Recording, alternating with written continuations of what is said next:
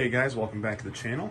I am here in Canton, Ohio today, picking up a post-mitigation test for a family who called us with a mitigation suction points, where we're able to drill through the concrete wall, separating the basement from the crawl space in order to get underneath that crawl space to mitigate the radon from that side of the house.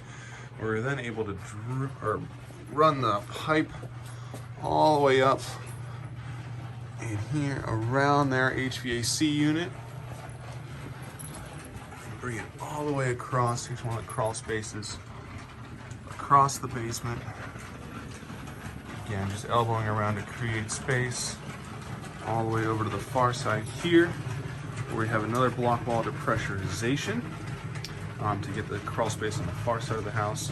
And then we tied the whole system into their sump pump system here, which makes our job a lot easier, as we can use the sump system and all of the corrugated piping going around the house to draw air from every part of the home, which makes everything a lot easier.